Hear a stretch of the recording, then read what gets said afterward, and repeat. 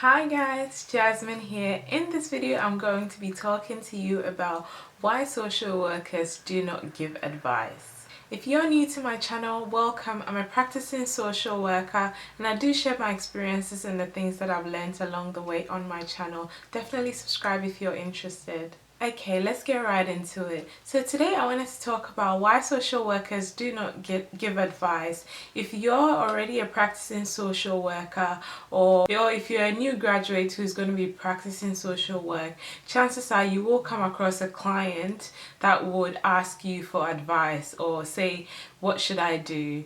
You know, I need your help, you're the expert, tell me what to do. Chances are you will come across that, or you would have already come across that. I have experienced that a couple of times. Now, there are reasons why we as social workers serve more as a guide to people, and we ask challenging questions to get them thinking, and we help people to identify their own strengths so they're able to answer their own questions and solve their own issues essentially.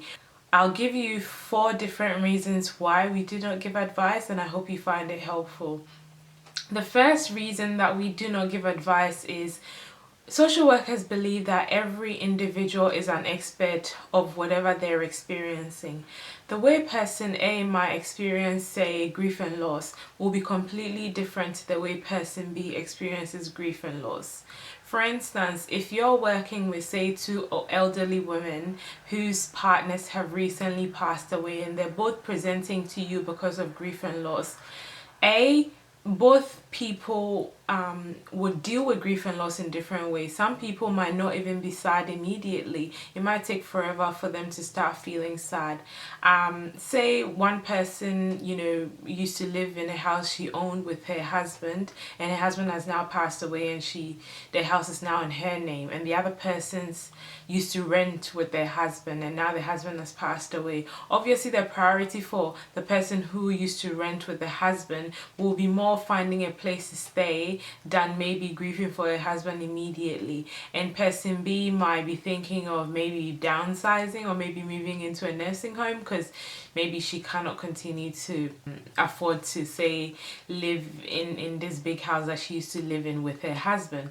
So priorities might be different. Even though grief and loss is the situation that they're presenting with, the experience will be completely different because there might be other factors that add to the grief and loss that changes the whole situation. So advice or supports that I give to person A might not necessarily be the same advice that would be beneficial to person B, and this is one of the reasons why we do not give advice.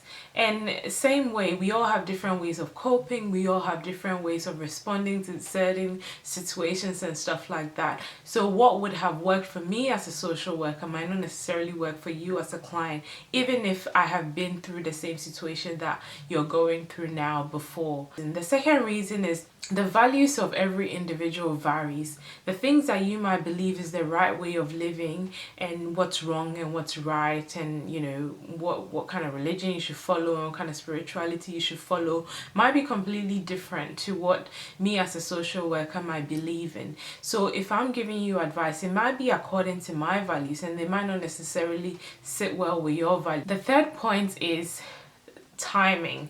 Timing is a really big factor. Sometimes people are just not ready to change or to do things differently in order to change their circumstances, and the only way for them to get to that point where they're ready to change is to actually experience the difficulty that comes with whatever behaviors they've chosen to take up at the moment.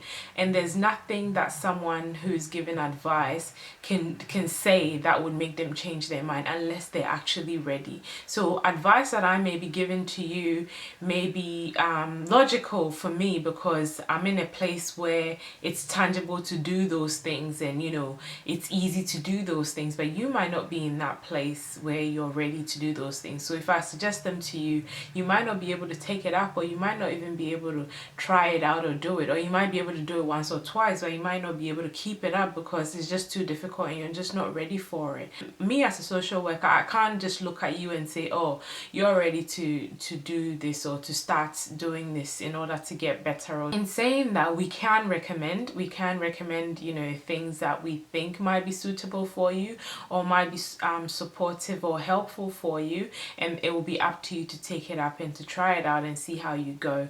But we generally would not give advice and say this is the right way to go or this is the best thing to do. Point ties in with the right time. Sometimes advice might sound really logical and it might seem like this is the logical to do. For instance, maybe you're on drugs. The logical thing to do if you want to quit drugs is to go into rehab. But maybe emotionally it doesn't make sense. Some things might be logical and might make sense logically but might not make sense emotionally. Emotionally you might not be ready to go to rehab, so even if you go to rehab, chances are you might relapse again and get back onto drugs. You need to go through your journey, which will be completely different to the way anyone else has gone through their journey. And whenever you get to that point where you feel like you're ready and no one is pushing for you to go and do rehab or whatever, that's when you are actually ready, and that's when rehab will probably be beneficial for you. And that's why a lot of the time it's so difficult to get people to listen to you.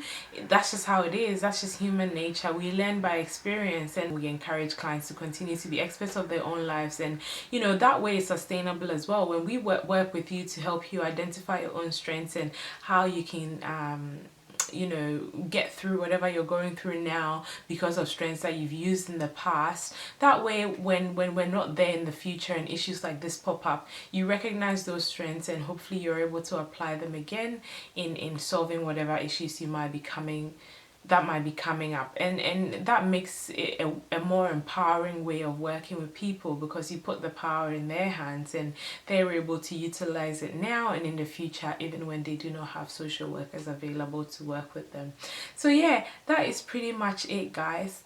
I hope you guys found this video helpful. If you did, give it a thumbs up. Let me know in the comment section what your thoughts are on this. You know, have you had times where people have asked you for advice, even if you're not practicing as a social worker yet? What has been your response? Have you given advice? Have you not given advice? If you didn't give advice, what was your reason? If you did give advice, what was your reason? I'd love to know. Thank you so much for watching, and I'll see you in my next video. Take care. Bye.